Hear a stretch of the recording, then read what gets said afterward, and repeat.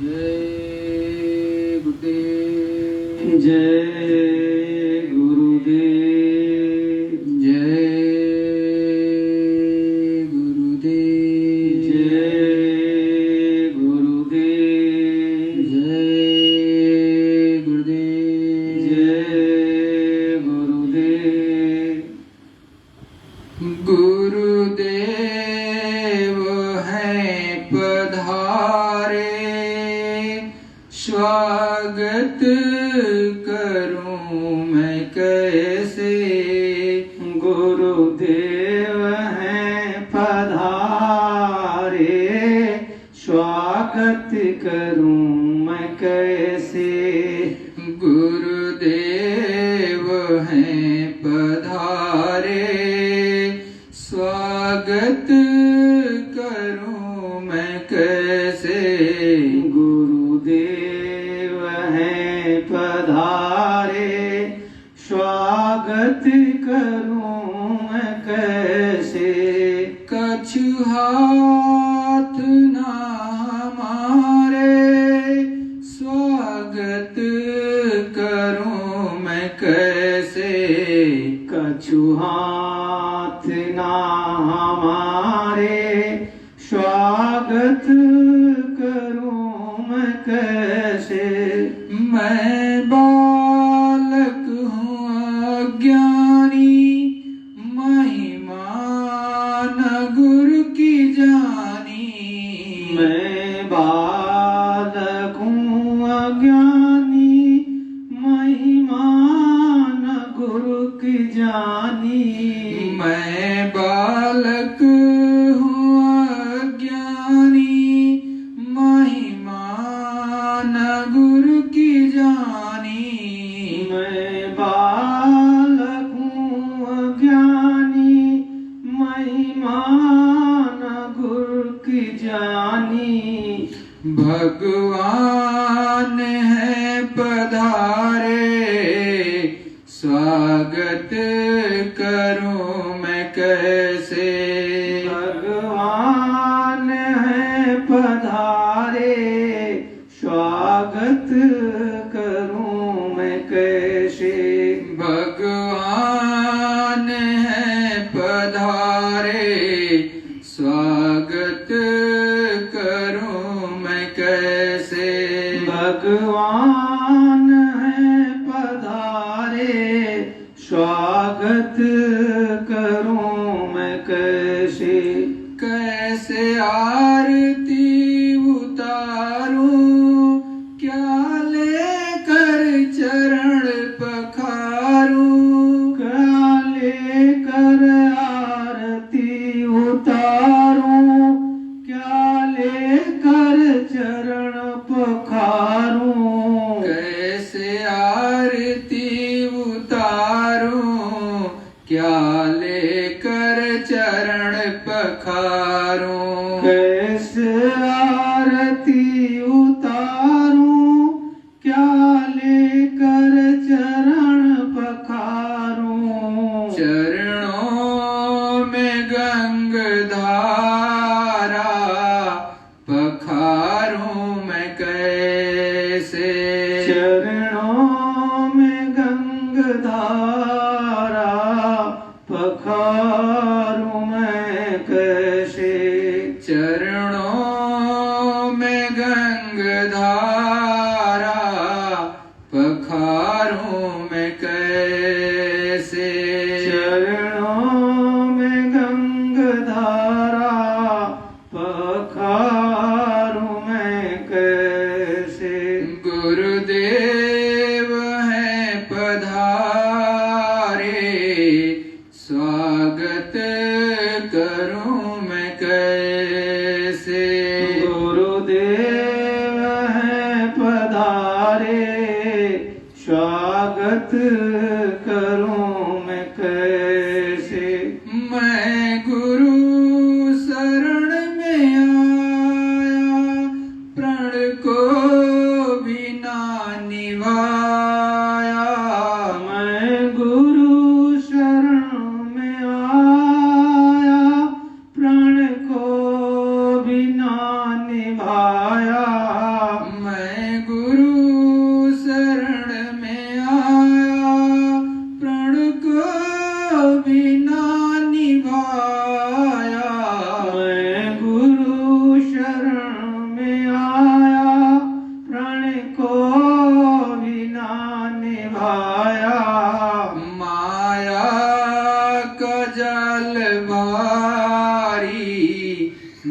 निभाऊं मैं कैसे। माया का जाल भारी निभाऊं मैं कैसे। माया का जाल भारी निभाऊं मैं कैसे। माया का जाल भारी निभाऊं मैं कैसे। ब्रह्मा और विष्णु जिनको है सिर झुकाते। ब्रह्मा और विष्णु जिनको है सिर झुकाते। ब्रह्मा और विष्णु जिनको है सिर झुकाते। ब्रह्मा और विष्णु जिनको है सिर झुकाते। मम शीस पाप भारी झुकाऊं मैं कैसे। मम शीस पाप भारी झुकाऊं मैं कैसे।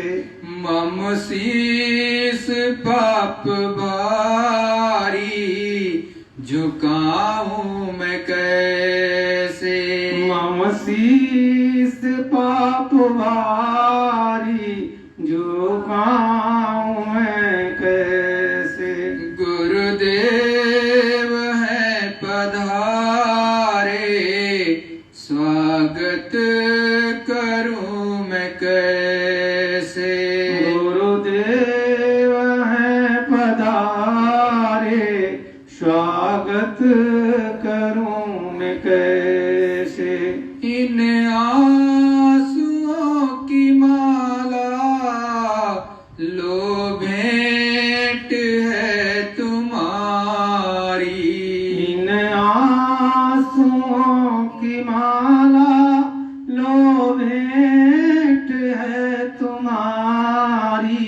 इन आंसुओं की माला लो भेंट है तुम्हारी। इन आंसुओं की माला लो भेंट है तुम्हारी। मैं शरण हूँ तुम्हारी स्वागत करूं मैं कैसे। मैं शरण हूँ तुम्हारी स्वागत करूं मैं कैसे। मैं शरण हूँ तुम्हारी स्वागत करूं मैं कैसे। मैं शरण हूँ तुम्हारी स्वागत करूं मैं कैसे। गुरुदेव है पधारे स्वागत करूं मैं कैसे। गुरुदेव है पधारे स्वागत करूं मैं कैसे। कुछ हाथ ना हमारे स्वागत करूं मैं कैसे। कछु हाथ ना हमारे स्वागत करूं मैं कैसे। इन आंसुओं की माला लो भेंट है तुम्हारी। इन आंसुओं की माला लो भेंट है तुम्हारी। गुरुदेव है पधारे स्वागत करूं मैं कैसे। गुरुदेव है पधारे स्वागत करूं मैं कैसे। जय गुरुदेव। जय गुरुदेव।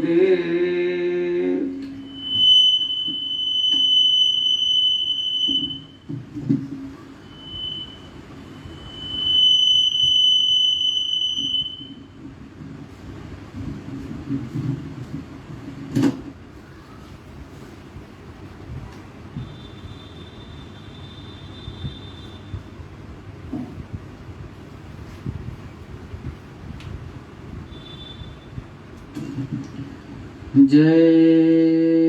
गुरुदेव। जय गुरुदेव। अखंड रूप से विराजमान परम पूज्य स्वामी जी महाराज के चरणों मेरा कोटि प्रणाम। यहाँ पर उपस्थित सभी प्रेमी भाई बहनों से मेरा सादर जय गुरुदेव। ऑनलाइन देख रहे विश्व के कोने कोने से सभी प्रेमियों से मेरा सादर जय गुरुदेव। प्रेमियों, ये मालिक की असीम दया और उसकी विशेष कृपा है कि हमको और आपको सत्संग सुनने को मिलता है। जब तक उस प्रभु परमात्मा की असीम दया, असीम कृपा नहीं होगी, तब तक हमको और आपको सत्संग सुनने के लिए नहीं मिलेगा। क्योंकि मालिक वो शुभ अवसर जो उदय होने जा रहा आपके चरण के लिए, वो यदा कदा विशेष करके वो रास्ता बना देता है। तभी सत्संग में कोई कोई जीवात्मा, कोई कोई विशेष जीव सम्मिलित होने हो पाता है, अन्यथा नहीं हो पाता। क्योंकि जिस समय वो मालिक शुभ अवसर आपके लिए उत्पन्न करता है और शुभ घड़ी आती है, उसी समय काल का चक्र भी बहुत तेजी के साथ चलता है और काल आपके अंतरात्मा में खुजली पैदा कर देता है कि वो अवसर आपका निकल जाए। अब होता क्या है, या तो आपके सामने कोई काम आ जाएगा, या किसी का बुलावा आ जाएगा, या आपका मन किसी से लड़ जाएगा। अब लड़ाई कर लिया आपने, झगड़ा कर लिया, तो मन तो अब आपको आने नहीं देगा। वो सत्संग का जो शुभ अवसर मालिक से मिलने के लिए था, वो निकल गया। सत्संग मिलेगा नहीं, मन मोटा होता चला जाएगा और जैसे जैसे मन मोटा होता चला जाएगा, आपका ना सुमिरन बनेगा, ना ध्यान बजनेगा, ना भजन बनेगा। आप इस संसार में इतना उलझते हुए चले जाओगे कि केवल दुख और तकलीफ की तरफ आप भागते रहोगे। आपको लगेगा कभी कभी जरूर कि मैं बहुत अच्छे में हूँ, परंतु सत्य में ये संसार जितने है उसमें सभी से अगर पूछा जाए कि आप सत्य बात बताओ कि आप क्या खुशी हो, सुखी हो, तो सभी अपनी अंतरात्मा पर हाथ रख करके एक बार यही कहेंगे, नहीं भाई साहब, हम वास्तव में तो खुशी नहीं है, बाहर से भले बोल देते हैं कि खुश हैं। तो जो सुअवसर हमको मिला था उस प्रभु परमात्मा से मिलने का, या वहां पर रास्ता मिल जा सकता था, या जो वो शुभ अवसर था वहां पर दर्शन होता उस प्रभु परमात्मा से मिलने का और रास्ते पर चलने का मार्ग मिलने वाला था, वो आपने छोड़ दिया, गंवा दिया। तो ये सूरत, ये जीवात्मा जिस तरह से एक बहुत बड़ा किला हो लेकिन आपके आंख ना हो, अंधे हो, आप उस किले के अंदर बंद हो गए और वहां से निकलने का प्रयत्न कर रहे हो, लेकिन अब आंख तो है नहीं, तो दीवार के सहारे पकड़ करके आगे बढ़ोगे कि कहीं ना कहीं दरवाजा हमको मिलेगा। लेकिन होता क्या है, जैसे दरवाजे के पास पहुंचे वैसे आपके सर में खुजली होने लगती है और आप दोनों हाथ उठा करके अपने सर को खुजलाने लगते हो और वो तब तक दरवाजा आ गया, कदम आपके आगे बढ़ रहे थे और आप उस दरवाजे को छोड़ करके आगे निकल गए। और जब खुजली फिर बंद हो गई, फिर जो है हाथ लगाया तो दीवार नजर आई और दीवार को पकड़े पकड़े सहारे सहारे आगे बढ़ रहे। जब तो दरवाजा मिलने का समय आया, उस समय आपके खुजली हो गई और वो खुजली कौन सी है? इस मन ने पैदा कर दी हकीकत में कि सत्संग के सुअवसर से आपको वंचित कर दिया। तो आपको ये सदुक्कड़ी भाषाएं हैं जो संतों महात्माओं के दरबार में लोगों को चेताने के लिए, बताने के लिए बताई जाती हैं। लेकिन अगर आप मन से के आधारे चलते रहोगे, मन के अनुसार करते रहोगे, तो कभी आपका कल्याण नहीं होने वाला है। सदा और सर्वदा अपने सतगुरु के, जो सच्चा है, जो अनामी धाम से आया है, जो सत्यलोक धाम से आया है, प्रभु परमात्मा के प्रतिदिन वहां पर दर्शन दीदार करता है, ऐसे संतों के चरणों में जब आप बैठोगे और जो वो सतगुरु कहेंगे, सतगुरु नहीं, सादा सद की बात नहीं कर रहा हूं, सतगुरु, सतधन गुरु, सत्य का गुरु, वो जो अनामी पुरुष करतार से मिलता है, जो वहां से आया है और प्रतिदिन आता जाता उस मालिक के दर्शन दीदार करता है, उसके बारे में कह रहा। तो उसके जब चरणों में बैठोगे, उसके सत्संग को सुनोगे, तब आपकी मैलाई कटेगी, अन्यथा कटने वाली नहीं। और ये मन आपको ऐसा रगड़ेगा कि आप इसी भाई भतीजे में, और आप इसी पति पत्नी में, और आप इसी लड़के बच्चों में अपना पूरा जीवन खपा देंगे। अंत समय में आज के बच्चे आपको वृद्धा आश्रम भी भेज देते हैं, उसमें कोई संकोच नहीं करते। और अभी आपके नोएडा की ही कुछ दिन के पहले की कहानी आप लोगों ने न्यूज़पेपर में और टीवी में अलग अलग न्यूज के माध्यम से देखी और सुनी, उसमें हमें बताने की जरूरत नहीं। जिन बच्चों को आपने जो है पब्लिक स्कूल में पढ़ाया, जिनके लिए आपने अथक परिश्रम किया, जवानी को खपा दिया, और उन्होंने अंत समय आपकी सेवा करने के बजाय आपको वृद्धा आश्रम में पहुंचा दिया। और जिनके लिए आप रात रात जागते रहे और हर तरह की उनकी सेवा की और सब कुछ उनके लिए किया, लेकिन वही आपको धोखा दे देते हैं। तो आपने को तो अपनी जो जवानी थी उसमें प्रभु परमात्मा को भी प्राप्त करना था, बाल बच्चों की सेवा करते हुए और अतिथि सत्कार करते हुए, माता पिता की सेवा करते हुए, उस प्रभु का ब्रह्म ज्ञान और ब्रह्म के आगे पार ब्रह्म का ज्ञान और उसके आगे परा विद्या को प्राप्त कर लेना था कि इसी जवानी में तो वो मालिक मिलता है। अरे रामायण घर घर में पढ़ी जाती है, अगर उनका इतिहास पता करके देखोगे, और रामचरित को जिन्होंने लिखा है गोस्वामी जी ने, उनके बारे में पता करोगे तो 25वीं साल की अवस्था में उन्होंने प्रभु परमात्मा को पाया था। उन्होंने राम के दर्शन किए, श्याम के भी दर्शन किए, और अनहद नाम आकाशवाणी और सब कुछ सुना, और खोल खोल करके उन्होंने आपके रामायण में लिखा, किसी और ने नहीं लिखा।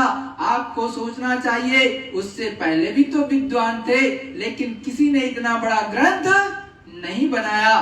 तो उन्होंने देखा, अपने घट में ही देखा, और फिर उन्होंने बड़े ही मार्मिक सगुण रूप में उस राम की उसमें व्याख्या लिखी, सीता की लिखी, लक्ष्मण की लिखी, भरत की लिखी, रावण की लिखी, लेकिन आप उससे महरूम हैं। क्यों? क्योंकि उनके बारे में तो आप जानते ही नहीं, केवल उनको कवि कह देते हैं।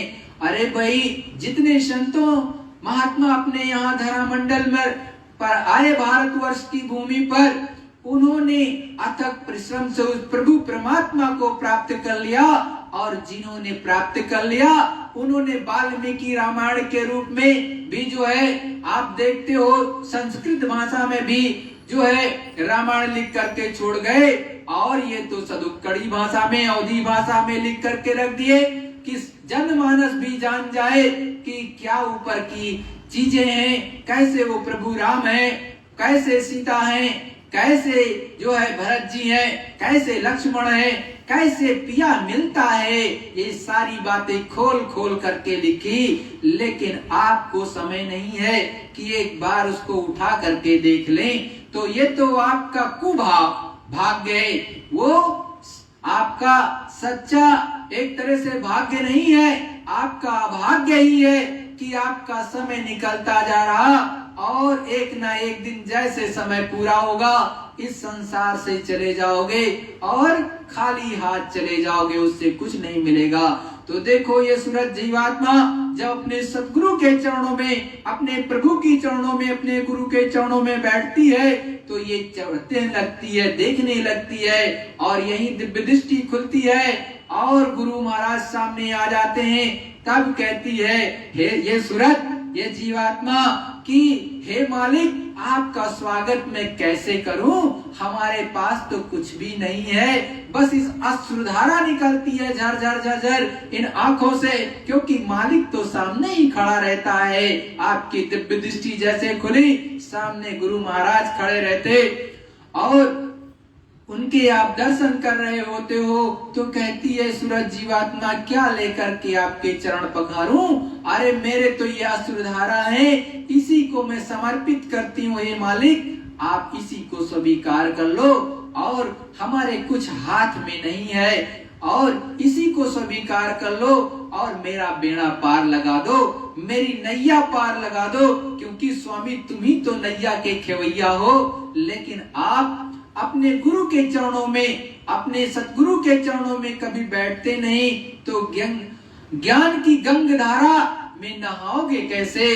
अरे आप पानी में नहा लोगे उससे कुछ नहीं होगा, शरीर धुल जाएगा, शरीर की गंदगी धुल जाएगी, इस पर कोई मिट्टी लगी है अलग हो जाएगी। अरे मिट्टी से ही तो ये शरीर भी बना है, अरे इसको चाहे जितना पाक साफ करो, लेकिन आपकी सूरज जीवात्मा जो इसमें चेतन बैठी है उसको उस गंग धारा में, उस गंगा जमुना में, उस कर्मनाशा नदी में स्नान कराना पड़ता है, तब आप जा करके उस प्रभु परमात्मा को, मुक्ति मोक्ष को प्राप्त कर पाओगे, उससे पहले संभव नहीं है। प्रेमी भाई बहनों, जय गुरुदेव। प्रेमी भाई बहनों, मैं आज ये जो सत्संग सुनने को मिलेगा आपको, ये बड़ा ही गूढ़ है और गुरु महाराज की बड़ी ही दया। बहुत मन लगा करके इस सत्संग को सुनना, मन चित्त को धर करके कि संत सतगुरु और अपने परम संत बाबा जय गुरुदेव जी महाराज आपको क्या बता रहे, क्या चिता रहे। एक एक शब्द इसमें गुरु महाराज के हैं, आप ध्यान से सुनो। और ये सत्संग आपको गुरु महाराज ने स्वयं अपने मुखारबिंद से 19 दिसंबर 1969 को समझाया है, बताया है। मतलब 19 दिसंबर 1969 को। कहाँ लग कहो कुटिलता मन की, कहाँ न माने गुरु के वचन की। ये मन माया का है, ये मन माया का है, इसका स्थान बहुत ऊंचा है, पर जब तक त्रिकुटी में ब्रह्मा स्थान में न पहुंचा दिया जाएगा, इसे पूरा आनंद नहीं प्राप्त होगा। और अपने असली आनंद की खोज में यह मन यहाँ इंद्रियों भोगों में उस अपने बिछड़े हुए आनंद को खोजता रहेगा और न पाने पर दुखी होता रहेगा, साथ में आत्मा भी दुख पाती रहेगी। यह जब तक अपने निजधाम त्रिकुटी में ना पहुंच जाएगा, तब तक सूरत आत्मा का साथ भी नहीं छोड़ सकता। सूरत ऊपर से आई है, इसलिए ऊपर वो अकेले सतगुरु के संग में चलती है। जब सूरत जीवात्मा ऊपर से आई, जहां इसका निज लोक निज स्थान था, उस समय इस पर कोई पर्दा नहीं था, तब यह बिल्कुल शुद्ध और पवित्र थी। लेकिन जब यह त्रिकुटी स्थान पर आई तो इसके स्वागत में बड़े बड़े विलास इसे दिखाए गए, इसकी खूब सजावट हो गई। इसके साथ यहीं पर मन को मित्र बनाकर दिया गया कि ये तुम्हारी नीचे की रचना में मदद करेगा, ये तुम्हें हर तरह से सुविधा देगा। तुम नीचे जा रही हो कष्टों के देश में, कलेशों के देश में सूरत नहीं जानती थी कि मन मेरा साथ नहीं देगा, मन हमारे विपरीत काम करेगा। मन के साथ सूरत जब नीचे को आने लगी तो इसकी सजावट में सूरत को एक कपड़ा भी दिया। तब उस ब्रह्मलोक में उस सुंदर कारण कपड़े को पहनकर जीवात्मा वहां बहुत समय तक आनंद विलास करती रही। मन हर वक्त साथ साथ था। यह आत्मा तब मन के साथ रम गई, दोनों दोस्त बन गए।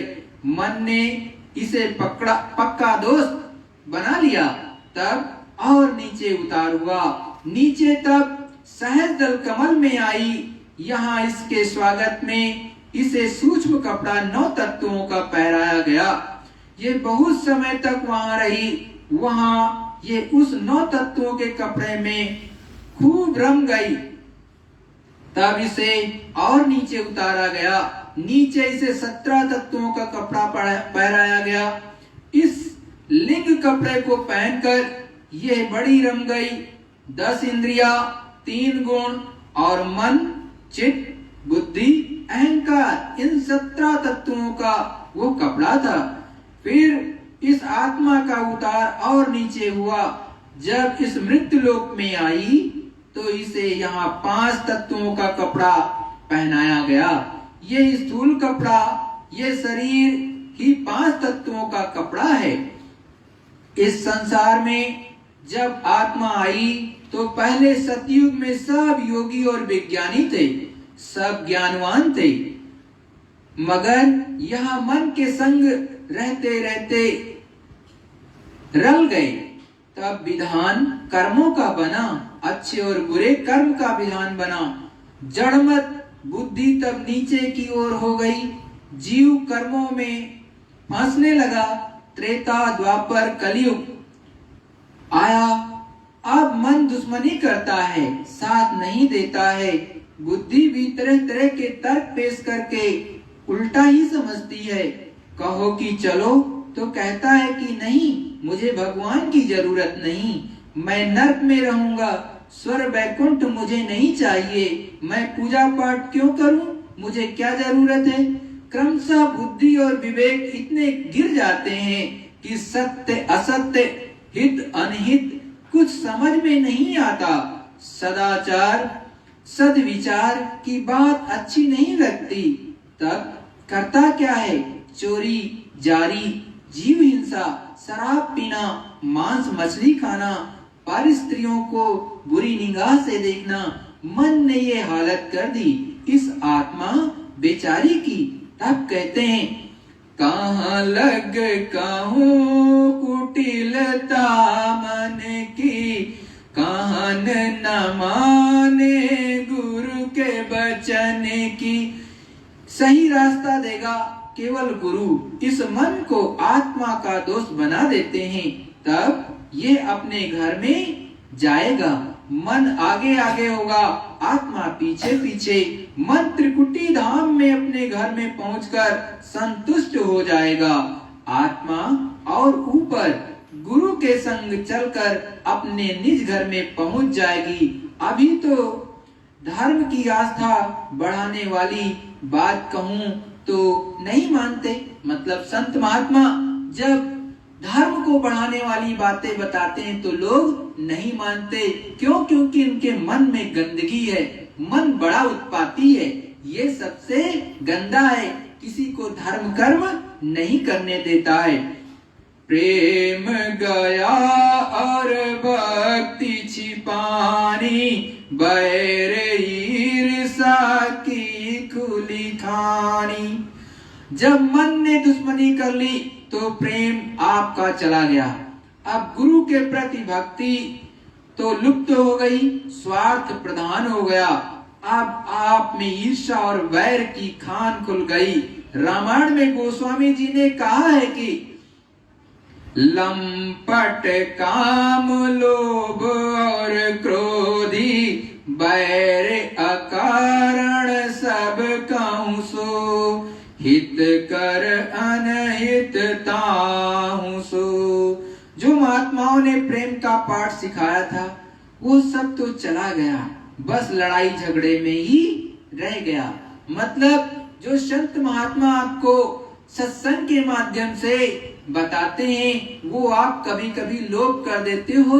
क्यों? क्योंकि आप पर मन हावी हो जाता है, और जब मन हावी हो गया तो सब चीज छुप जाती है और उसमें प्रेम भी गायब हो जाता है, भक्ति भी छिप जाती है, लुप्त हो जाती है, और मन के अनुसार आप चलने लगते हो, कामी हो जाते हो, क्रोधी हो जाते हो, लोभ आ जाता है आपके अंदर, और एक दूसरे से अकारण ही बैर जो है मोल ले लेते हो बिना मतलब का। लोग बिना मतलब के एक दूसरे से लड़ जाते हैं। आजकल आप देखो कोई एक बात छोटी सी कह दी उसी में लड़ाई कर लेते हैं, और कोई जरा आप किसी अपनी ही जैसे बाइक को आगे तेज निकाल करके ले जाने लगा तो और तेज बाइक चलाता है, या अपनी जो है 4 व्हीलर और तेज चलाता है, और कभी कभी तो लड़ने की स्थिति आ जाती है और या निकल करके गाली गलौज करने लगते हैं। तो कौन करा रहा है? ये सब मन और अहंकार, ये दो चीजें कराते हैं। अब जो हितकर था वो तो करते नहीं, अनहित करने लगे, अपना ही अनहित करने लगे। जो महात्माओं ने प्रेम का पाठ सिखाया था वो सब तो चला गया, बस लड़ाई झगड़ा ही रह गया। माया लाई छल बल अपना, काल दिया कलमल का ढकना। काल भगवान ने नीचे की रचना की तो आद्या महाशक्ति को हुक्म दिया कि इन्हें इधर न आने देना। तब वो आद्या महाशक्ति अपने जल छल बल को दिखाती हैं। जीव बेचारे को कभी लड़का बनकर, कभी लड़की बनकर, कभी पत्नी के रूप में, कभी पति के रूप में, कभी नाते रिश्तेदार के रूप में, कभी इधर कभी उधर वो फंसा देती हैं। निकलना मुश्किल है। तब हमें भीजते चिल्लाते हैं कि हाय लड़का, हाय लड़की, ये तो हमारी चली गई। इस प्रकार उस काल माया के कारण जड़ चेतन की गांठ पड़ गई। मतलब लोभ हो गया, आपको मोह में फंस गए। जैसे लड़का मान लिया जो एक पत्नी है, अब आपको जो बच्चा मिला चाहे लड़की के रूप में चाहे लड़के के रूप में, वो तो बीच में आया। मतलब कि उस प्रभु ने आपको बीच में उतारा और कुछ लेके वो संग में नहीं आया था, खाली हाथ आया था, खाली हाथ जाएगा। अब बीच में ही मान लिया वो चला गया, उसका शरीर छूट गया। अब चिल्ला रहे कि मेरा लड़का चला गया, मेरी लड़की चली गई। इसी तरह से मान लिया किसी का पति चला गया तो पति के लिए चिल्ला रहा कि मेरी तो पति चला गया, और पत्नी चली गई तो पति चिल्ला रहा मेरी पत्नी चली गई। पिता चला गया तो कहना मेरा पिता चला गया। और लेकिन जो उसमें बैठा था, जो आज तक बोल रहा था, बातें कर रहा था प्रेम से, उसको कभी नहीं जाना। और जो उसमें चेतन था चला गया तो चिल्ला रहे स्वार्थ बस, मोह बस। अब तो चला गया, अब क्या लेना देना। पहले तो उसी को गाली भी देते थे, और अब चले गए कि हमारा पति चला गया। अब स्वार्थ तो सिद्ध नहीं होने वाला, अब कमा के तुम्हें कुछ देने वाला तो है नहीं, वो गया।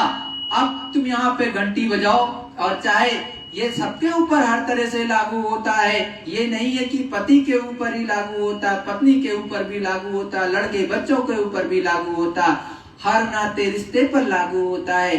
तो यहाँ पर मोह का बंधन माया ने डाल दिया। तो फिर सद्गुरुदयाल आगे समझाते हैं कि देखो कि अब जड़ चेतन की गांठ बन गई। मतलब आपकी सूरज जीवात्मा तो चेतन है, और इसमें 5 तत्व जो हैं, जल पृथ्वी अग्नि वायु और आकाश, इसी से आपका शरीर बना है। और इसके में जो है गांठ बांध दी गई, मतलब एक गांठ लगा दी गई। अब इसी में जो है लोग फंस गए। अब बिना महात्मा के इस माया के छल बल से निकलना मुश्किल है। जो ढक्कन माया ने लगा दिया वो जब तक महात्मा न हटा दे तब तक नहीं हट सकता, और तब तक आंख दिव्य दृष्टि शिव नेत्र आपका नहीं खुलेगा। ज्ञान बुद्धि बल सतसंग भाई, छिमा मौज गुर गई राई, देखो अचरज का न जाई, कल युग का प्रभाव दिखाई। अब ज्ञान तथा बुद्धि खत्म हो गई। माया ने ऐसा छलबल किया कि ज्ञान का लोप हो गया, आपकी बुद्धि का भी चला गया। जब सत्संग में आओ तो ज्ञान और बुद्धि सही तौर पर काम करने लगेंगी। ये सब कलयुग का प्रभाव है। ये प्रभाव कैसे खत्म हो? जब गुरु के आदेशों पर चल पड़ेंगे, तब वो कलयुग का प्रभाव, झूठ, चोरी, धोखा, दूसरों को सताना, ईर्ष्या करना आदि दुर्गुण खत्म होंगे। है गुरु बहन और गुरु भाई, तीन में निस दिन होत लड़ाई। ये है कलयुग का प्रभाव। ये ऐसा लड़ते हैं कि निस्दिन लड़ाई झगड़ा, संसारियों से भी खराब। सोचो, तुम तो सत्संग में हो, तुम्हें ज्यादा विचार से रहना चाहिए, मगर संसारी में उतना झगड़ा नहीं जितना इनमें होता है। मतलब सत्संगी और सत्संगिनी में भी उनसे ज्यादा होने लगता है। जबकि आपको विचार से रहना चाहिए। जो सत्संग में आता जाता है उसको बहुत ही बुद्धि विवेक से रहना चाहिए, बहुत ही आचार विचार सात्विक रखना चाहिए और बहुत ही विचार से रखना चाहिए। कभी ईर्ष्या द्वेष या लड़ाई झगड़ा नहीं करना चाहिए। सद्गुरु दयाल क्या कहते हैं कि उन्हीं में सबसे ज्यादा होता है, क्योंकि उन्होंने भी अभी गुरु की बात को माना नहीं, मन के कहे चल रहे, इसलिए ऐसा हो रहा। काल दाव अपनायो खेला, सत्संग में आए कीनो मेला। काल यहाँ अपना दांव लगाता है। जब देखता है कि सत्संगियों में कैसे बैठे, कैसे बैठ बनाए, तो फिर इस प्रकार सेवा में घुसता है। सत्संगी तब सोचते हैं गुरु महाराज इनसे क्यों बोलते हैं, इनका खाना क्यों नहीं खाते, इनका क्यों खा लिया, इनकी ओर क्यों मुड़ गए आदि आदि। इस प्रकार काल ने दांव लगाया, वो भी तुम्हारे कर्मों के अनुसार, इसलिए सब आपस में लड़ गए। मतलब संत मत में कैसे घुस जाता है एक काल का जीव, वो आता है सेवा के रूप में घुसता है, सेवा के रूप में घुस गया, बड़ा सेवा दिखाएगा, मैं बहुत अच्छी सेवा करता हूँ। अब उस लोगों के लगे बहुत अच्छा है, बहुत अच्छा सत्संगी है, ये इससे बड़ा कोई सत्संगी नहीं। अब क्या होगा कि वो बैठ गया और कुछ के बाद में क्या करेगा, सत्संग में बैठता है तो भाई नाम दान तो मिलेगा ही, संत मत में उसको भी नाम दान मिल गया। अब लोगों को तो नामदानी भी हो गया, लेकिन वो तान करके वचन बोलता है, कभी गुरु के अनुसार नहीं चलता, एकदम कड़वा वचन बोलेगा। और वो काल ने अब उसमें प्रवेश पा लिया। अब धीरे धीरे सत्संगियों से दोस्ती और या प्यार मोहब्बत अपना संबंध जोड़ा। अब उसके बाद आगे देखो क्या होता है, सेवा में घुस पैठ कराई, और तरह कोई घात न पाई।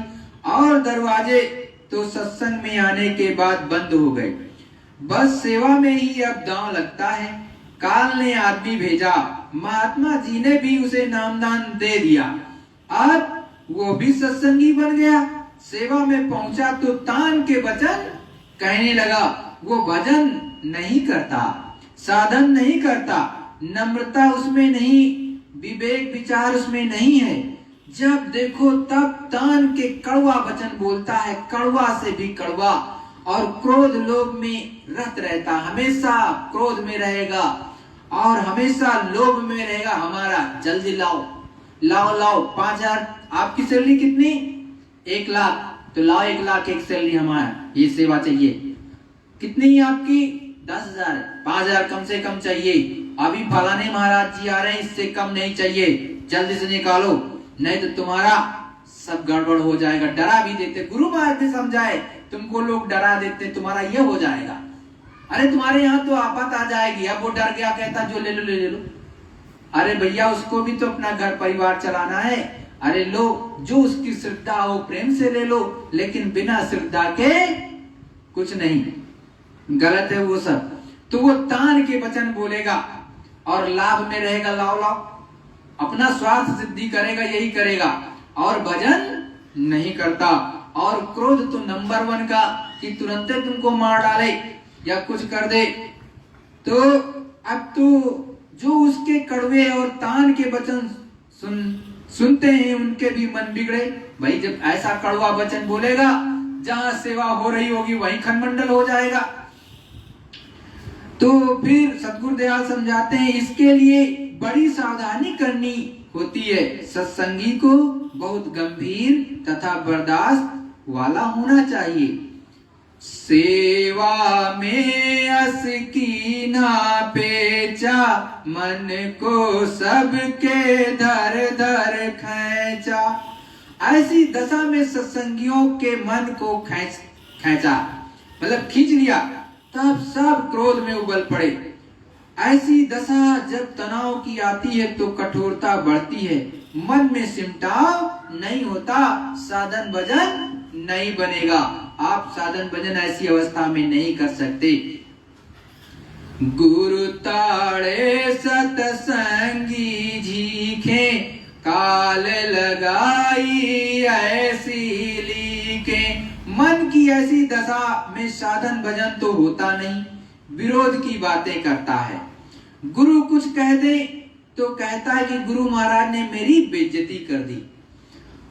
तो सत्संगी उसे समझते हैं कि तुम ऐसा क्यों कहते हो। सत्संगी भी समझाते हैं कई बार कि तुम उल्टी पुल्टी बातें क्यों करते हो, गलत बातें क्यों करते हो। तो सत्संगी भी उससे कहते हैं, तब भी वो चिढ़ता है उससे। इसी तरह से यहाँ पर जब अपने गोस्वामी जी धरा मंडल पर आए तो वो भी समझाते हैं, कहते हैं कि मन पर मोया लगाया, तब ये मनुष्य रूपी शरीर पर चढ़ता है। मन रूपी भूत को पानी दे देकर इस पर मन भूत को सिद्ध किया।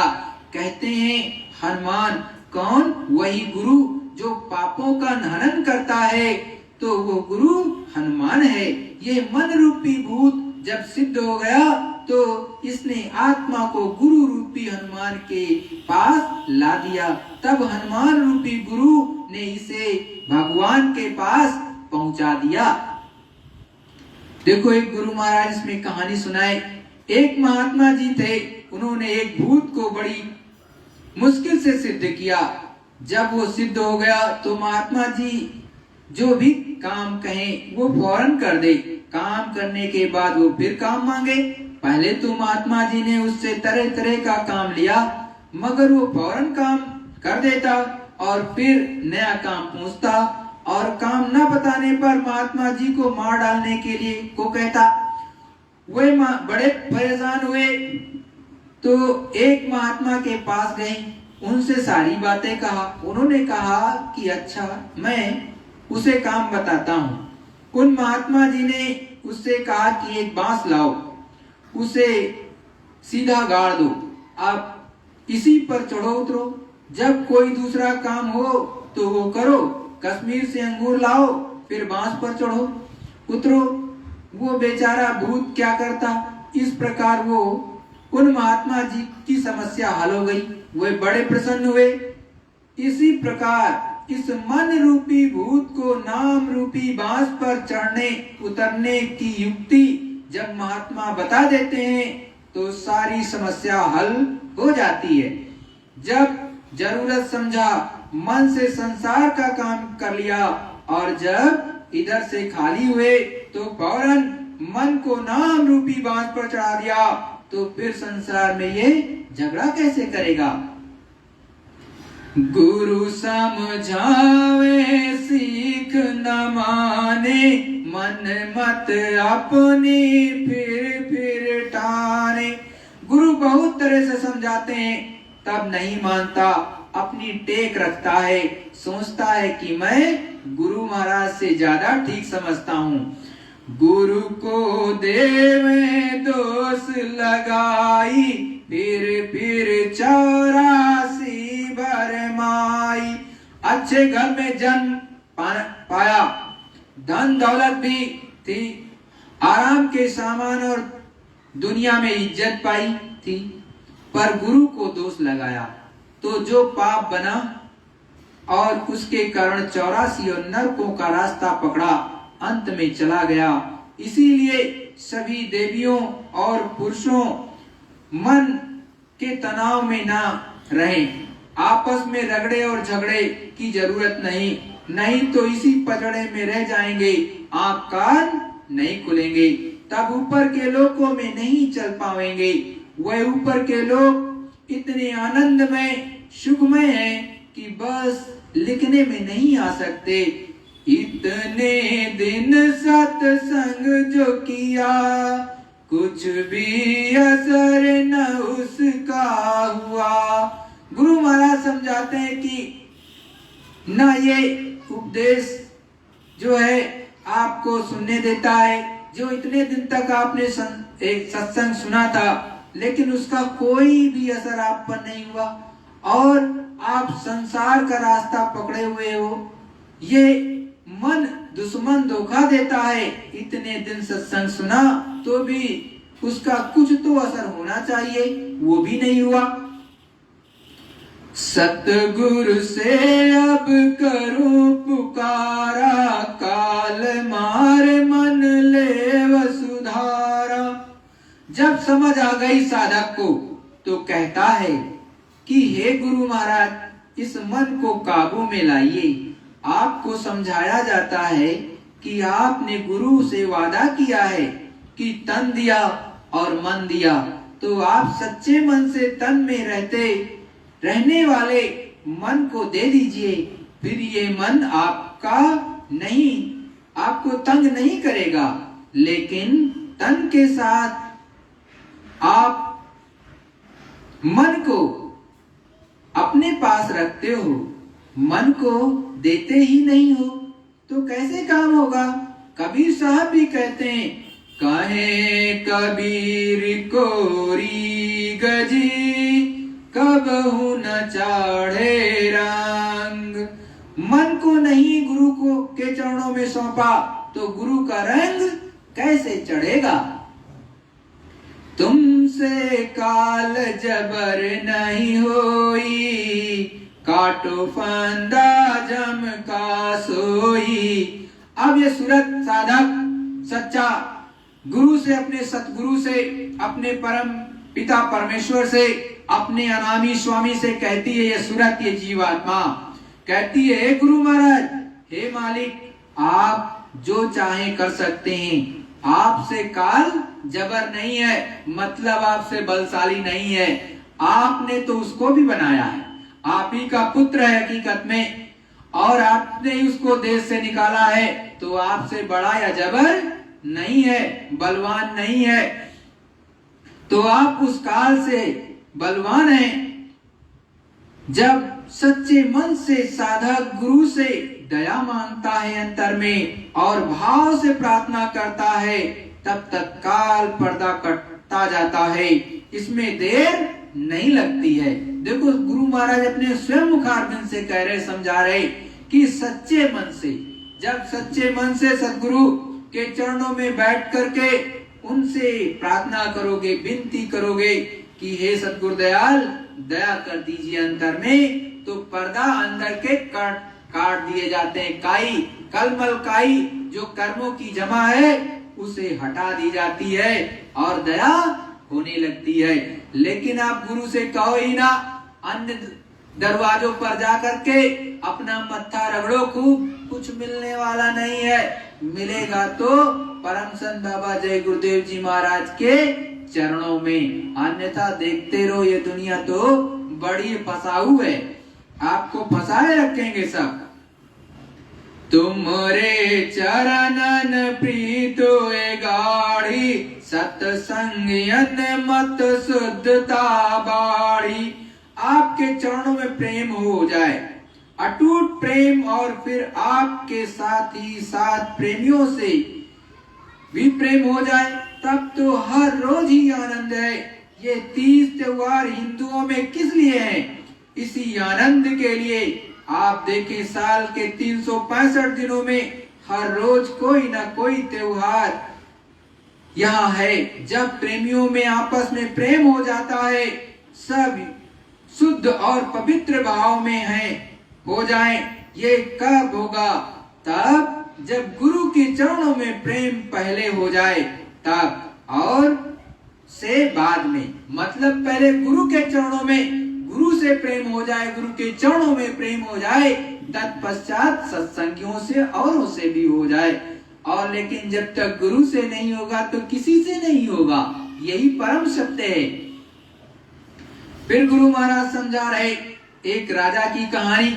एक राजा और एक सेठ था, दोनों में बड़ी दोस्ती थी। सेठ बराबर दरबार में आता जाता रहता था। दोनों में इतना प्रेम था कि एक दूसरे के मिले बिना चैन नहीं मिलता था। वह सोचते हम दूसरे के लिए क्या कर दें, मतलब एक दूसरे के लिए बढ़ करके कुछ न कुछ करने के की सोचते रहते थे।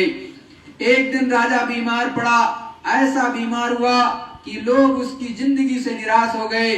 सेठ ने डॉक्टरों से पूछा। डॉक्टरों ने कहा कि अब तो राजा कुछ दिनों का और मेहमान है। सेठ को बड़ा दुख हुआ। वो सोचने लगा अब क्या करना चाहिए। उसी समय सेठ के जहाज जो है बाहर जा रहे थे। सेठ ने सोचा कि अपने मित्र के लिए क्या कर सकता हूँ, तो उसने कई लाख का चंदन मंगा लिया, चंदन की लकड़ी। राजा मरेगा तो पूरे सम्मान के साथ उसको चिता चंदन की बनावेंगे। सेठ को कई लाख का चंदन एक से बढ़िया एक आ गया। पर उस प्रभु का संयोग देखिए, मालिक का संयोग देखिए। इधर राजा धीरे धीरे करके ठीक होने लगा, स्वस्थ हो गया। मगर अब सेठ जी राजा को देखते तो मन ही मन बड़ा क्रुद्ध होते, बड़ा रुष्ट होते। उधर चंदन की लकड़ी कई लाख की देखें तो फिर उसे राजा पर क्रोध आए। ऐसा हो गया कि अब सेठ और राजा एक दूसरे को देखना भी ना पसंद करें। राजा को कुछ समझ में ना आवे कि आखिर ऐसा क्या हो गया। कुछ दिन ऐसे ही बीते। तब राजा ने एक महात्मा जी से पूछा कि महाराज, मेरी और इस सेठ की इतनी बनती थी, इतनी दोस्ती थी, मगर ऐसा क्या हो गया कि अब वो मुझे देखना भी पसंद नहीं करता है। महात्मा जी ने कहा कि इसका कारण मैं बताऊंगा। पहले तुम एक काम करो, अपने महल के पास एक बहुत सुंदर मंदिर बनवाओ। वो मंदिर चंदन की लकड़ी का होना चाहिए। राजा ने कहा अच्छा महाराज, मैं ऐसा ही करता हूँ। कर्मचारियों को आज्ञा हो गई कि शीघ्र ही महल के नजदीक एक मंदिर बनवाएं जो अच्छी से अच्छी चंदन की लकड़ी का बनाओ। कर्मचारी लोग चंदन ढूंढने निकले तो खबर मिली कि सेठ के यहाँ अच्छे से अच्छा चंदन लाखों रुपयों का रखा है। फौरन खजाने से रुपया दिया गया और सेठ का वो सारा चंदन खरीद लिया गया। मंदिर कुछ ही दिनों में बन गया, कर तैयार हो गया। साथ ही अब सेठ जी का फिर राजा से पहले जैसा प्रेम हो गया। सेठ फिर पहले जैसा राजा के यहाँ आने जाने लगा। उस चंदन की लकड़ियों के खरीदने में जो सेठ के लाखों रुपए फंसे थे वो निकल आए। इसीलिए अब सेठ का चेहरा प्रसन्न हो गया, खुश हो गया। तो ये संसार इसी तरह का है, अपने स्वार्थ के बस ये दोस्त बनता है और स्वार्थ के कारण ही दुश्मन हो गया। दुश्मनी का मूल कारण स्वार्थ है। दुश्मनी का मूल कारण स्वार्थ है। अब आप अपने अपने दिलों को टटोल कर देखो कि क्या स्वार्थ दिल में है, तब समझ में आएगा। जहां कहीं प्रेम में कमी पड़ी, फौरन दिल को टटोलो कि क्या स्वार्थ है। हिल मिल कर सब करें आनंदा, द्रोह घात का काटो फंदा। अब देखो सतगुरु दयाल अपने गुरु महाराज परम संत बाबा जय गुरुदेव जी महाराज आगे समझाते हुए आपको बता रहे, आपके पास एक पैसा भी ना रहे तो भी प्रेम के कारण तब भी आनंद रहेगा।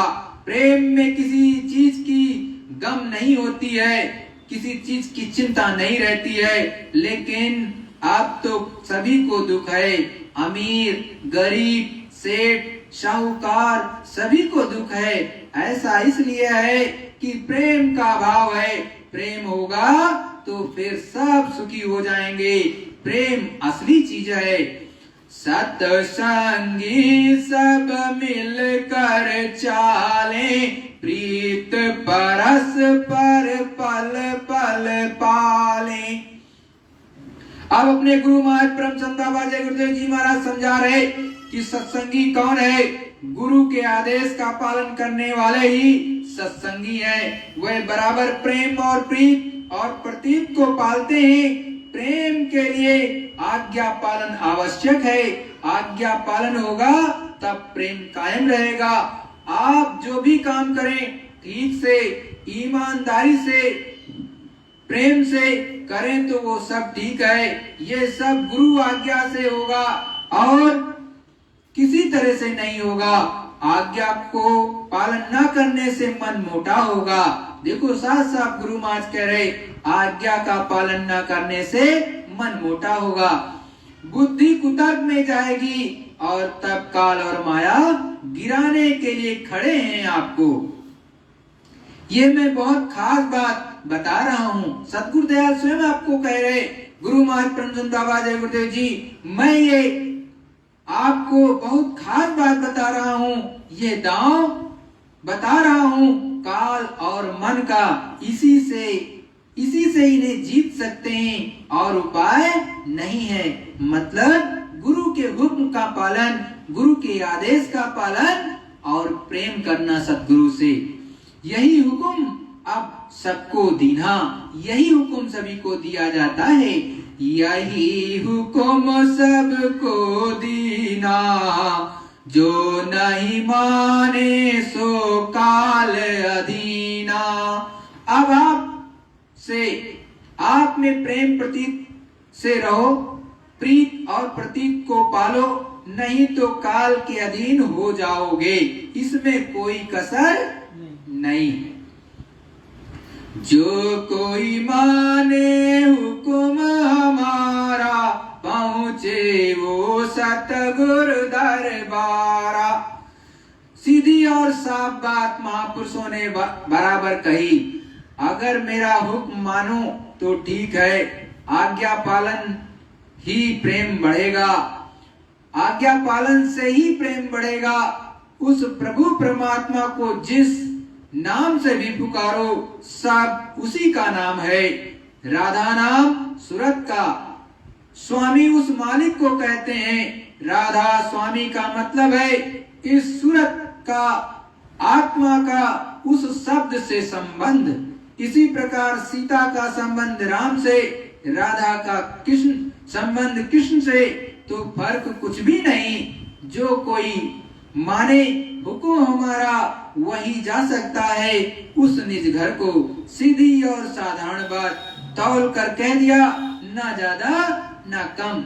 जो हुक्म नहीं मानता तो उसे कोई रोक नहीं सकता। वो तो काल और माया तथा मन के काबू में है।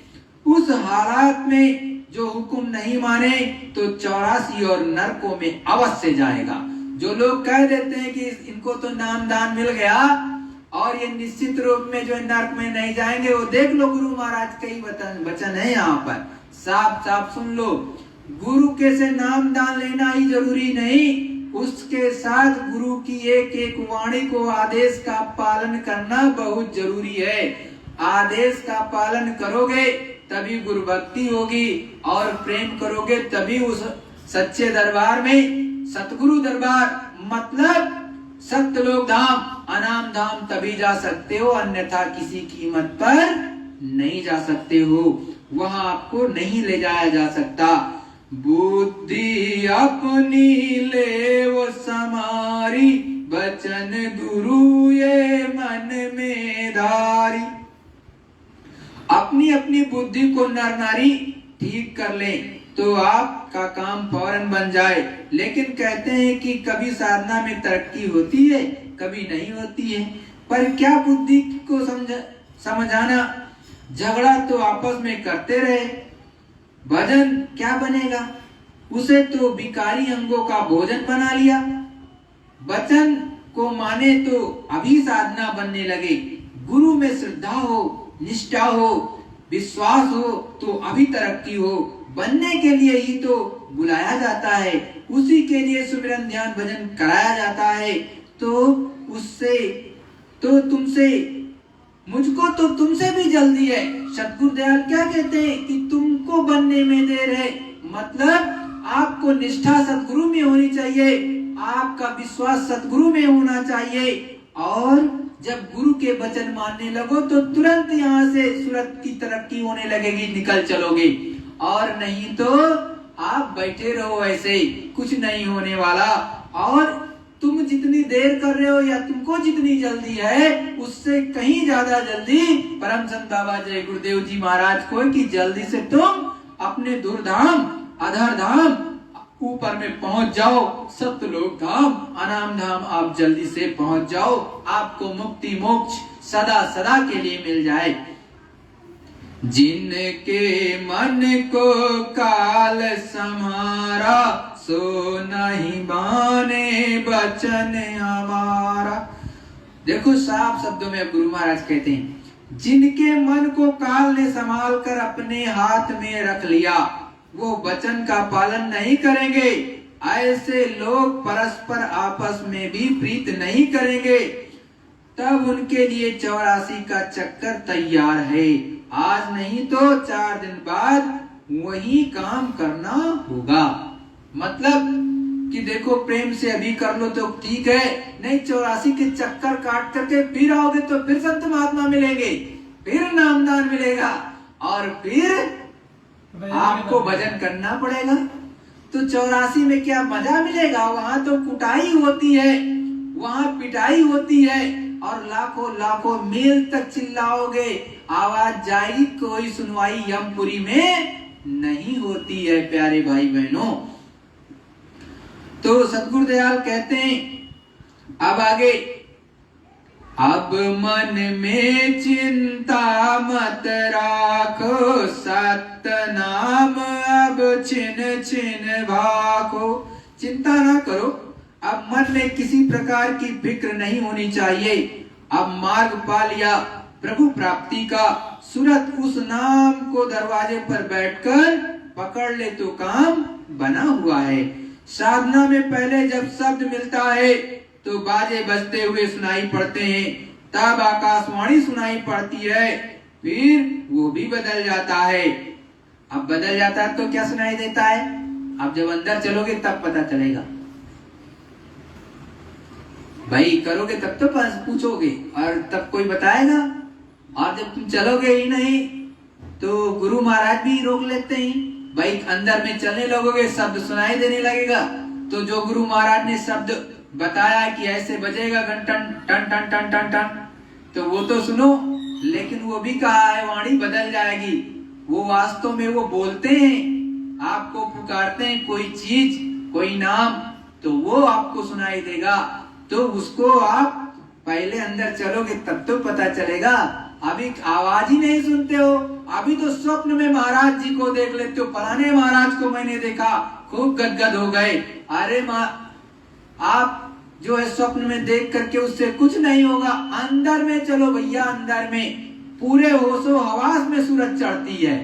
गगन मंडल में जितने भी संतों ने पाया, खोल खोल करके लिखा कि पूरे होशो हवास में मैं भजन पर बैठा, सुमिरन पर बैठा, ध्यान पर बैठा और मेरी सूरत निकल करके चली गई और इस तरह गई, इस तरह लौट के आई। आपको स्वप्न में माया भी तो गिराती है, माया आकर के स्वप्न में गिराती है कि नहीं? तो अगर आपको कोई स्वप्न में मिलता है तो उससे ज्यादा फायदा नहीं। अरे भाई स्वामी जी मिले तो बात अलग, लेकिन इधर उधर कोई कुछ मिलता है तो कोई फायदा नहीं। और ये मन का चाल भी हो सकता है। आप पूरे होशो हवास में बैठ करके शब्द को सुनो और गगन में अंतर में चढ़ो, तब वो सच्चा होता है। और एक बार नहीं, 3-3, 4-4 बार चढ़ चलो तो कहीं शंका हो 10 बार गुरु महाराज से पूछो, वो बताते हैं सब। दीनहीन जानो अपने को, निपट नीच मानो अपने को। अपने को दीनहीन जानो, समझो कि मैं सबसे छोटा हूं, मैं सबसे दीन हूं, मेरे पास कुछ भी नहीं है, बिल्कुल निपट नीच अपने को मानो। तो इस संसार में अपने को छोटा मानते हैं जो लोग, वही ऊपर उड़ जाते हैं। जिसमें अहंकार आया वो नीचे गिरा। अब अहंकार करो क्या किससे, मौत धार दम दम में बरसे। अब सतगुरु दयाल अपने गुरु महाराज परम संत बाबा जय गुरुदेव समझा रहे, बड़ा बनने पर, अहंकार करने पर सब दुख खड़े हो गए। अहंकार का सिर सदैव तोड़ा जाता है। अगर छोटे बन गए तो सब लोग प्यार करते हैं, सब सुख प्राप्त होता है। अहंकार अब किससे करो, जब हमारे सामने मौत आ रही है, दौड़ो तो अब क्या कर झुकेगा। सब अक्ल गुम हो गई। परिक्रमा के समय गोरखपुर में राप्ती नदी के किनारे लोगों को दिखाया था कि मुर्दा जल रहा है। आज भी जमुना के किनारे यहाँ भी मुर्दे जल रहे हैं। जब मौत को हरदम सामने रखोगे तब अहंकार टूटता है, वरना बहुत मुश्किल है। मतलब लोग अपने अहंकार में बहुत रहते हैं, ये नहीं सोचते हैं कि जैसे मौत आएगी सब काम खत्म। वहां पर इतनी कुटाई होती, जम की जूतियां पड़ती हैं, थूक देते हैं ऊपर। उनका थूक इतना ज्यादा विषैला, इतना गंधाता है कि यहाँ जब जाते हो कहीं थोड़ी सी लेट्रिन पड़ी होती है तो मन आपका विचलित होता है। वहां तो कुंभी नर्क में, रौरव नर्क में केवल और केवल यही टट्टी पेशाब ही भरा रहता है। इतना दूर तक गंध आता है कि सोच नहीं सकते। और लेकिन आप तो कहते हो भैया ये कुछ होता नहीं। अरे आपके गरुड़ पुराण में वही चीज लिखी है खोल खोल करके, और जब अपने पंडित जी सुनाने लगते हैं तो आपको बहुत दुख होने लगता है और सोचते हो कि इसको ना सुनाया जाए। और मरने के बाद सुनते हो, गुरु महाराज कहते हैं इसको जिंदा पहले सुनना चाहिए, तब तो आपके अकल भी आए। आप तो मरने के बाद सुनते हो, जब वो ना तो स्वर्ग गया कि जो है नरक गया, कुछ पता नहीं, तो उसके जाने के बाद सुनने से क्या फायदा। अरे जो उसमें ज्ञान लिखा है, सत्य लिखा है, तो गरुड़ पुराण को आपको पहले जानना चाहिए। जीते जी, मरने के बाद नहीं गरुड़ पुराण कराना चाहिए। तो देखो अब गुरु महाराज क्या कहते हैं, जैसे जग में महाभिखारी, दीन गरीबी उन सब धारी। भिखारी को देखो, लोग गाली देते हैं, फटकारते हैं, मगर कुछ बोलता नहीं, मांगता रहता है। जैसे इनका काम गाली देना है और उसका काम मांगने का है। कोई कितना भी गाली दे वो उसका मन नहीं कुछ कहता है। ऐसे अपने को बनाना चाहिए, तब संसार में रहकर भी उस प्रभु को पा सकते हो, अन्यथा नहीं। कोई उसको कुछ कह लेवे, मन को अपने जरा न देवे। कोई भी कुछ भी कह ले, गाली दे दे, कुछ भी कह दे भिखारी को, लेकिन वो अपने अंदर में रखता नहीं है, अपने अंदर कुछ रखता नहीं, कोई बुरा नहीं मानता। और क्या है, अपने मन में जरा भी कुछ भाव विद्वेष का नहीं रखता, ईर्ष्या का नहीं। कहा होगा, उसका काम है, कह दिया होगा। तो जो इस तरह से अपने को बना लेता है वो फिर इस भव सिंध से पार हो जाता है।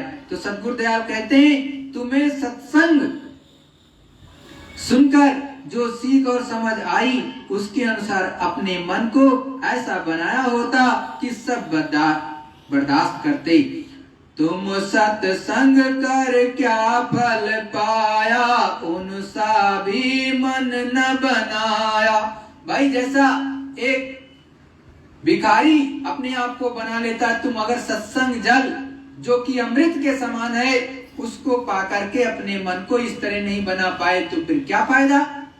तो दीन गरीबी धार तेरे भले की कहूं, तू दीन और गरीबी धार ले तो तेरा कल्याण हो जाए।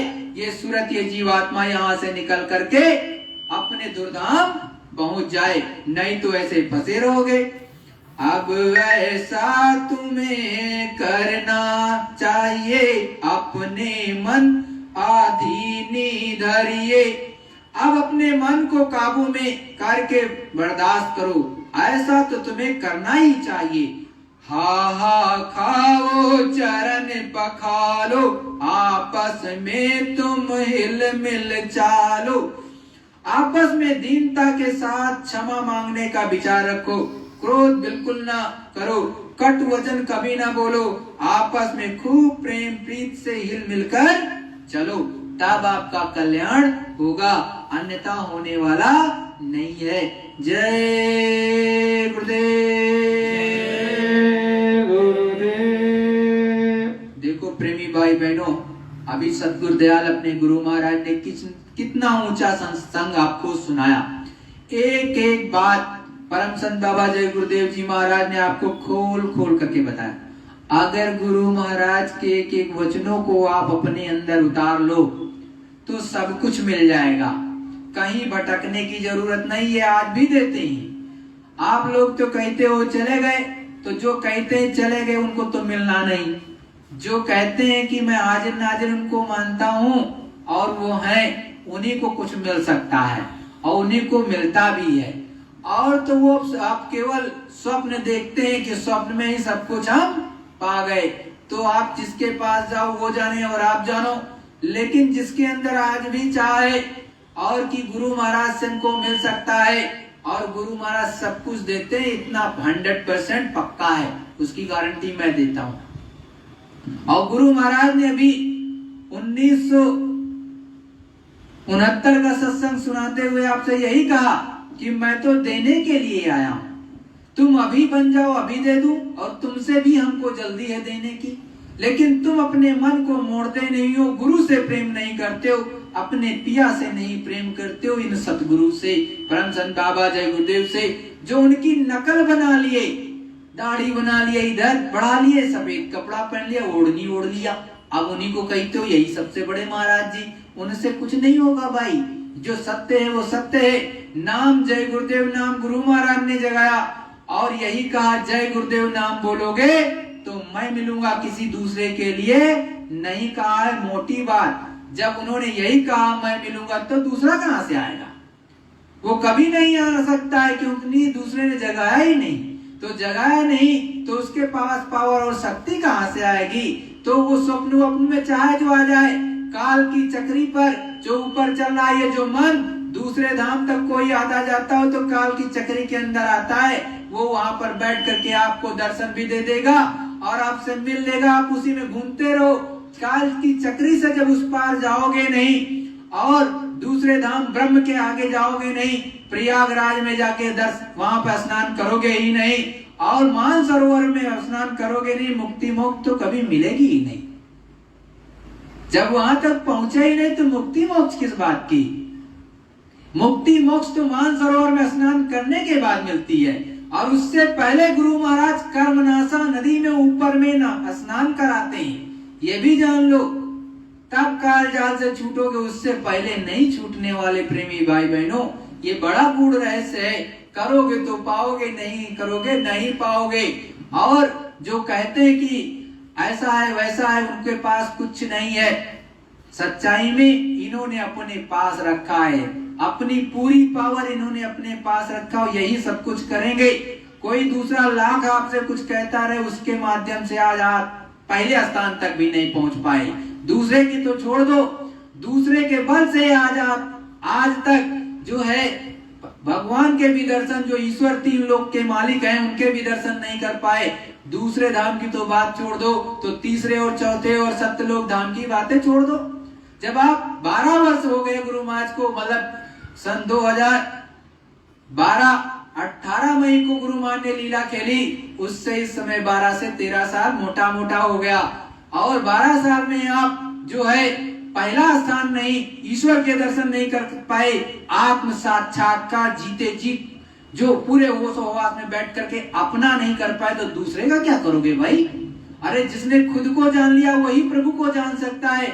जिसने स्वयं को जाना, भाई पहले वाल्मीकि जी ने अपने को जाना तब तो ब्रह्म को जाना, तभी तो कहते हैं वाल्मीकि भय ब्रह्म समाना। ऐसे नहीं कहते, पहले गोस्वामी जी ने अपना दर्शन किया, अपनी जीवात्मा का दर्शन किया जाता है, तत्पश्चात जो है उस प्रभु परमात्मा का किया जाता है। उससे पहला कोई नहीं प्राप्त कर सकता है। ऐसा गुरु मान ने साफ साफ हर जगह और हर संत महात्मा ने कहा है कि जब तक चरण कमल नहीं मिलेंगे तब तक दिखाई सुनाई नहीं देगा। जानकारी तभी उतरेगी जब चरण कमल मिलता है, नहीं तो जानकारी ऊपर से नहीं आएगी। घंटा शंख नहीं सुनाई देगा, ऊपर से जो आपको बताया जाता है कि घुमड़ घुमड़ बरजे घनघोरा बाजे ताल मृदंग अनुपा, एक नहीं आने वाला। जब वो आपको आत्मदर्पण मिल जाता है, आपको चरण कमल गुरु महाराज जब दे देते हैं, उसके माध्यम से सब कुछ सुनाई देता है, दिखाई देता है। तो गूढ़ चीज को समझो और अपने गुरु के चरणों में बैठो। ये तो लीलाधारी है, फिर आ जाएंगे, चिंता न करो, जल्दी ही आएंगे, जब लेकिन इनकी मौज होगी तब। ऐसे नहीं, और सूरज निकलेगा तो सबको उजाला देगा, किसी एक को नहीं कि छिप करके वहां पर जंगल से क्यों जंगल में बैठ जाए सूरज और एक को ही उजाला मिले। अरे सूरज तो सबको प्रकाश देता है, सबको हरा भरा कर देता है।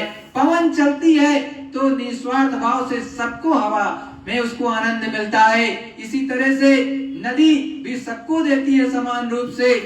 तो ये तो संत हैं, संत तो सबके लिए होते हैं। आप भी आशा बांध करके रखोगे तो कुछ मिलेगा, और नहीं तो काल आपको चक्री पर घुमा करके पीस देगा, इसमें कोई दो राय नहीं।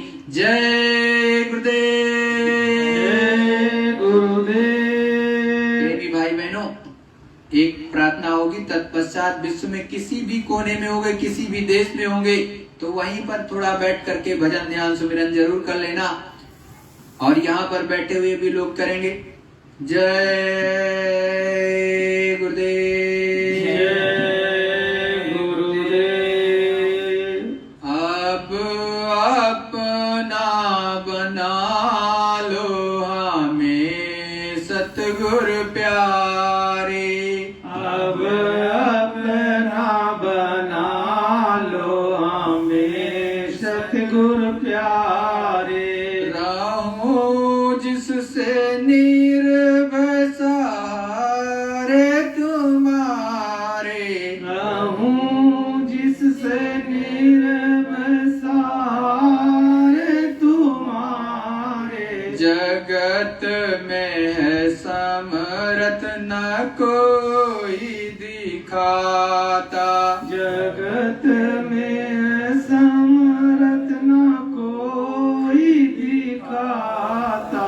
बताओ तुम्हें किसके जाऊं दुआरे, बताओ तुम्हें किसके जाऊं दुआरे।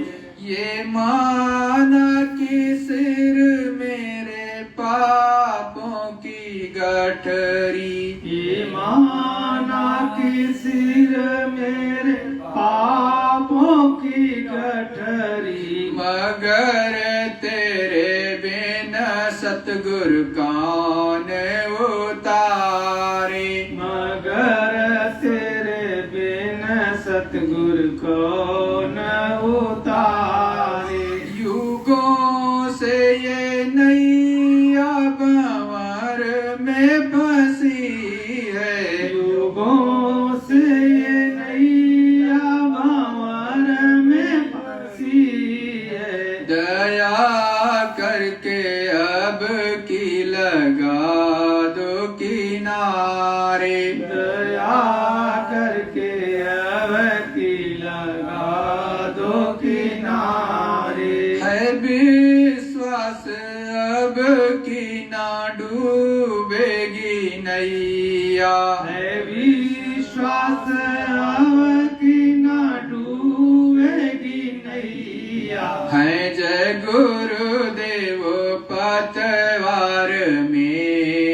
संभाले। जय गुरुदेव पतवार मेरी संभाले।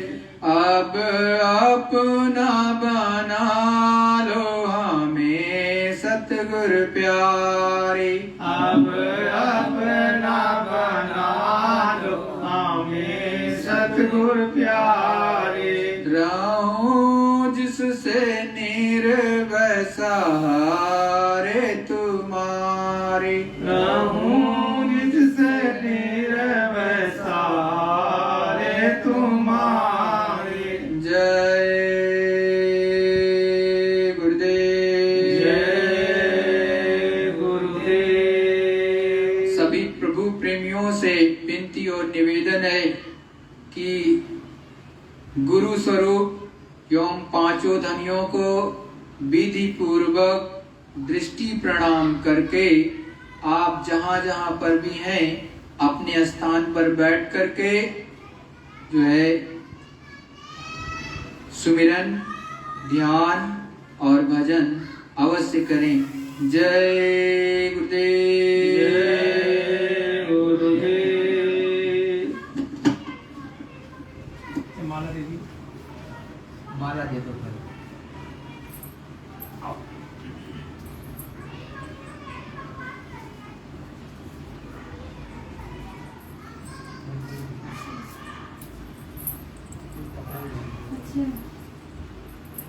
दूसरी रुमाल रखी होगी हमारे बैग में, जहाँ पे एक बार निकाल